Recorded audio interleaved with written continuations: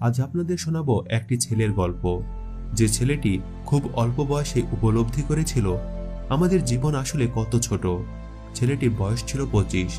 গড়ায়ু হিসাব করে ছেলেটি আবিষ্কার করেছিল যে সে তার জীবনের 33% সময় ইতিমধ্যেই পার করে ফেলেছে। এবারে তার নিজের জন্য ও পৃথিবীর জন্য কিছু করা উচিত। নিউ ইয়র্কের অফিসে খুব ভালো অঙ্কের বেতন পেত ছেলেটি। হঠাৎ করে তার মাথায় একটি চমৎকার আইডিয়া আসে। সে ঠিক করে একটি ভিডিও তৈরি করবে, যেখানে সে তার অফিসের প্রতিটি মানুষের জীবনের গল্প বলবে। এই আইডিয়াটি সে তার এক কলিগের সাথে শেয়ার করল এবং তাকে বলল, আমি কোম্পানির বসকে আমার আইডিয়াটি জানাতে যাচ্ছি। ছেলেটির কলিগ তাকে বলে, তোমার আইডিয়াটি চমৎকার, কিন্তু আমাদের বস ডেভিড কখনোই এটা পছন্দ করবেন না। তিনি অফিসের কাজের বাইরে কোনো কিছুই পছন্দ করেন না। ছেলেটি এরপরেও বসের কাছে গেল, গিয়ে তাকে তার আইডিয়াটি শোনালো। বস প্রচন্ড রেগে গিয়ে বললেন, তোমাকে আমি এইসব ফালতু আইডিয়া দেওয়ার জন্য টাকা দেই না জনি। আমি যে রিপোর্টটা তৈরি করতে বলেছিলাম সেটা শেষ করে নিয়ে আসো। ছেলেটি বলে, দুঃখিত স্যার আপনার সময় নষ্ট করার জন্য, আর আমার নাম জনি নয়। এই বলে ছেলেটি মন খারাপ করে ফিরে আসে এবং তার কলিগকে সব খুলে বলে আফসোস করতে থাকে। ছেলেটির কলিগ তাকে সান্ত্বনা দিয়ে বলে, মন খারাপ করো না, তুমি তো আমাদের সবাইকে সবসময় বলতে থাকো যে জীবন কত ছোট। এই জীবনে নিজের ভালো লাগার কাজটি করা উচিত। মানুষের জীবন বদলে দেওয়ার জন্য তোমার ভিডিও তৈরির আইডিয়াটি খুবই চমৎকার। আমি জানি তুমি অসাধারণ কিছুই করবে। কলিগের মুখের কথাগুলি যেন আত্মবিশ্বাস বাড়িয়ে দিয়েছিল ভিন্নধর্মী চিন্তা করা ছেলেটির। সে আবারও তার আইডিয়া নিয়ে ভাবছিল। এমন সময় সেখানে উপস্থিত হয় তার বস ডেভিড। তিনি এসে ছেলেটিকে বলেন, আমি তোমাকে একটা কাজ দিয়েছি, কিন্তু তুমি এখনো তোমার ফালতু আইডিয়া নিয়ে পড়ে আছো। তোমাকে তো বলেছি যশ, এই আইডিয়াটি কখনোই কাজে আসবে না। ছেলেটি এবারে যেন একটু বিরক্ত হয়ে গেল।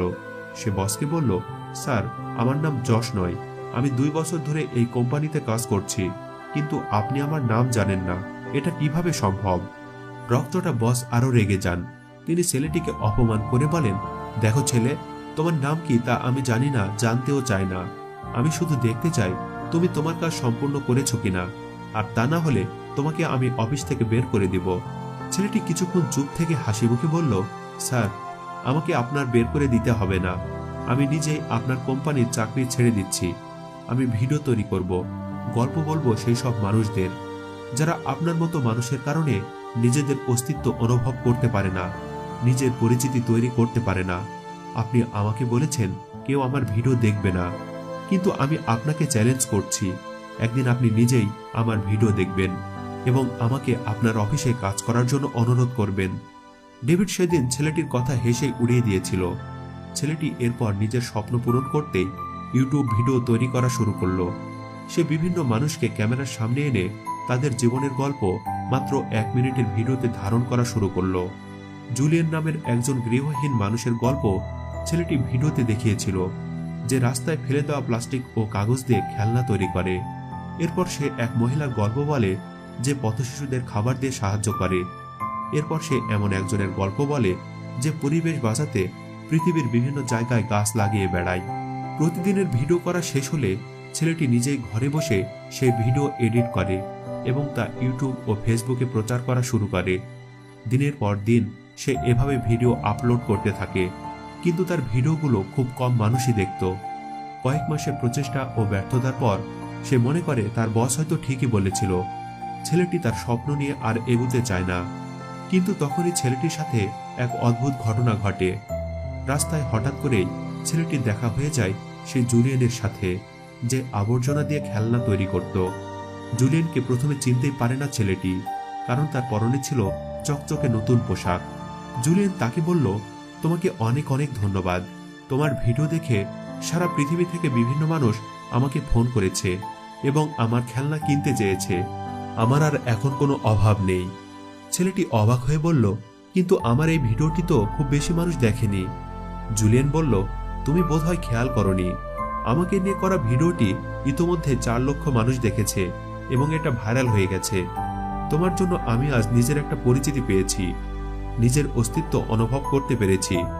তুমি আমার জীবন বদলে দিয়েছ। তোমাকে অনেক ধন্যবাদ বন্ধু। আমি চাই তুমি এভাবেই কাজ করে যাও।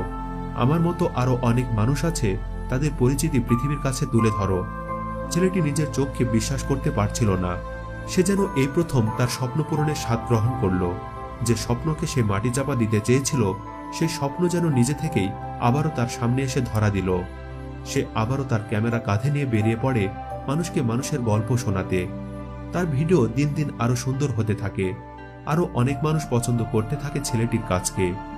দেখতে দেখতেই তার ভক্তের সংখ্যা এত বেড়ে যায় যে সে এখন পৃথিবীর সর্বোচ্চ ফলোয়ার ও ভিউয়ার দখল করা অল্প সংখ্যক মানুষদের একজন হয়ে উঠেছে।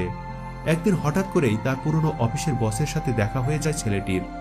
এই প্রথম ছেলেটির বস তার আসল নাম ধরে তাকে ডাকলেন।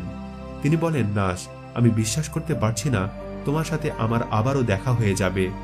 নাস বললেন, তোমার সাথে দেখা হয়ে ভালো লাগছে ডেভিড। দর্শক এতক্ষণে নিশ্চয়ই বুঝতে পারছেন, বলছিলাম পৃথিবীর বিখ্যাত 1 মিনিটের ভিডিও তৈরি করা জনপ্রিয় মুখ নাসের জীবনের গল্প, যার ভিডিওগুলো নাস ডেইলি নামে পরিচিত। নাসের পুরো নাম হল নাসির জোন্স। 2019 সালে সে তার টানা 1000টি দৈনিক 1 মিনিটের ভিডিও প্রচার করা সম্পূর্ণ করে। এই 1000 দিনের একদিনও সে ভিডিও আপলোড করা থেকে বিরত থাকেনি। প্রতিটি ভিডিওর শেষ লাইনটিতে নাস বলতো, এই ছিল আজকের 1 মিনিট, দেখা হবে আগামীকাল। এই বিস্ময় তরুণ তার 1000তম ভিডিওটিতে আবেগে আপ্লুত হয়ে কান্না জড়িত কণ্ঠে শেষ বাক্যে বলে, এই ছিল আজকের 1 মিনিট, দেখা হবে খুব শীঘ্রই। এই লাইনটি কাঁদিয়েছিল তার কোটি ভক্তকে। দৈনিক ভিডিও আপলোড করলেও নিয়মিত ভিডিও তৈরি করা থামায়নি নাস। ভাবছেন পুরনো বস ডেভিডের সাথে নাসের সেদিন কি কথা হয়েছিল? আপনি ঠিকই আন্দাজ করেছেন।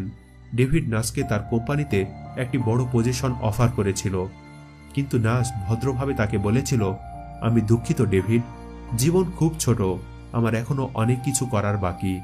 মানুষের জন্য নাসের পরামর্শ হলো, আমাদের ক্ষণিকের জীবনে যে কটা দিন বাকি আছে সেই দিনগুলোকে এমনভাবে কাজে লাগানো উচিত যেন সেটা অন্য মানুষের জীবনে সামান্য হলেও প্রভাব রাখে আর আপনার নিজের জীবনে কিছুটা হলেও শান্তি এনে দেয়।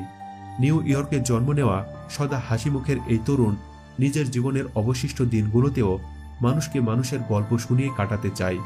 আর শুধু তাই নয়, এভাবে সে মানুষের জীবন বদলে দিতে চায়। প্রিয় দর্শক, আপনারা কি নাসের ভিডিও ইউটিউবে দেখেছেন? যদি দেখে থাকেন তার ভিডিওগুলো আপনাদের কাছে কেমন লাগে সেটি জানিয়ে কমেন্ট করবেন। এই ভিডিওটি আপনাদের কাছে কেমন লেগেছে সেটি জানিয়ে অবশ্যই আপনার মতামত জানাবেন। ভিডিওটি প্লিজ শেয়ার করবেন। এরকম ভিডিও নিয়মিত পেতে আমাদের চ্যানেলটি সাবস্ক্রাইব করে রাখুন। ধন্যবাদ।